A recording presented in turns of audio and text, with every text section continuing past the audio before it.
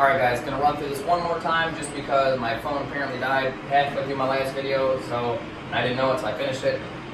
So, understanding different diets, different big term diets for body composition. This is not necessarily for health. This is more for losing body fat or gaining muscle.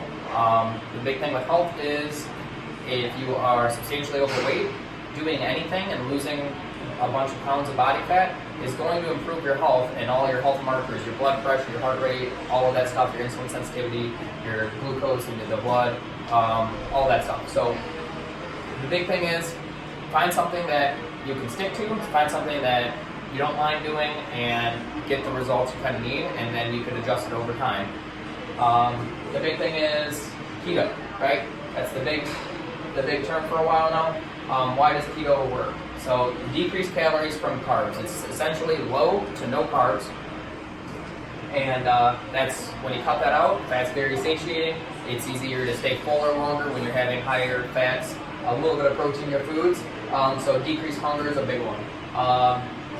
Keto, right off the bat, you lose a bunch of weight. Why is that? When you have carbohydrates, they attract water. So when you have a bunch of carbs in your system, you have glycogen, stored carbs in your muscles, and that stores water. Same thing you have in your GI tract, it just kind of holds on to water. It just is what it is. So when you start keto, you initially lose, a bunch of weight. Like if you know anyone that started keto, right after like the first week or two, they're like, oh my god, I'm already down like 5, 10, whatever pounds. 90% of that is not fat, it is water, just because you got rid of what's holding the water. So that's kind of what happens, and vice versa. When you see somebody stop and it's like, oh, keto doesn't work, as soon as you stop, you gain all the weight back. Any diet, if you stop actually focusing on nutrition and just start eating whatever you want, whenever you want, however you want, you're going to put all the fat back on. It doesn't matter what diet it is. But with keto, as soon as you stop and if you start eating carbs again, even a responsible amount, and you're not overeating, you'll put weight back on just because you're holding more water with your carbs. It's not good or bad, it just is what it is. May not be long term, and that's kind of the theme for this whole side. These might be harder to do long term. But moving on, fasting. Essentially not eating. You're fasting from the time you wake up until later on in the day, and then you'll have 1 or 2 meals in most cases. Certain people advocate for long-term 24-hour, 48-hour fasts. Big one is just like you'll have a 4 to 6 hour eating window where you eat 1 or 2 big meals. Certain people like this because you can have those big meals and it doesn't feel as restricting. That being said, you also might get really hungry if you're a certain person. So you kind of got to figure out, do you like eating throughout the day or not? But how does this work? It decreases your calorie intake from less frequent meals, right? There's no magic to either of these. Having higher levels of ketones in your body, having less frequent meals or no meals in the morning and all that stuff doesn't do any magic, right? Essentially, for at least body composition, you're decreasing your calories by excluding times or excluding types of food. This one, fasting, may be really hard to gain muscle on because how do you gain muscle? You have to eat more. You have to have more fuel to build more muscle. And if you are trying to eat a lot more in 1 or 2 meals, that might be too hard. So just something to think about. Carnivore. No plants at all, only meat. Why does this work for fat loss and stuff? It decreases calories from no plants. It's also very satiating eating that high protein, higher fat. The bad part about this is less likely to stick to long term, and to be, in my opinion, probably the best way to go about carnivore is what they call eating nose to tail, or eating a whole animal. So what does that mean? It's not eating steaks every day, right? That could get you some certain benefits. I mean, it's high in protein, high in a lot of different vitamins and minerals. And if you eat less, you're going to lose more body fat, but you're still going to have a lot of holes in your nutrition long term. So that's why you have to eat like liver and the heart and the eyes and the different organ meats and all that stuff in order to get every little thing you can. And you could absolutely do that long term if you look at like the Inuits and stuff like that. A lot of the stuff they don't have in the tundra, they don't have access to a lot of different plant foods. So different fish and different plant animals is all they eat. So you can absolutely do it, but it's hard, and especially most Americans, we don't like a lot of the organ meats. So that's something you gotta think about. Veganism or vegetarianism, either no animal products or small amounts of animal products.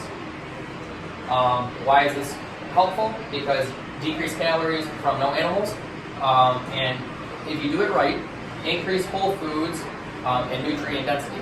So eating a lot of fresh or steamed or whatever, but whole fruits and vegetables and potatoes and grains and whatever. Eat a lot of that stuff, that's good. If you eat a lot of Oreos, which are vegan, probably not great long term. Cheats here and there, not a big deal, but if you eat something just because it's vegan doesn't mean you're going to be healthy or even move towards your goal. It's less likely to stick to and very hard to get your protein. Notice I said hard and I underlined hard. It is not impossible to get your protein, but you do have to really focus on it.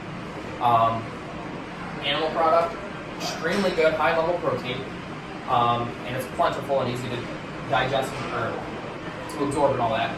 A lot of plant protein, it's a little bit harder to do, and it's missing stuff here and there. So you kind of gotta like find good combinations of food and eat them in high enough quantities to get that. So hard, not possible. You just have to think about what you're doing. Low fat, decrease the calories from your fat absorption. So bad parts about this: if you go super low fat, fat's what you need to absorb vitamins and minerals. So that downregulates absorption. That's what you need to regulate your hormones. So if you have no fat, low fat, it's going to be hard to regulate your own hormones.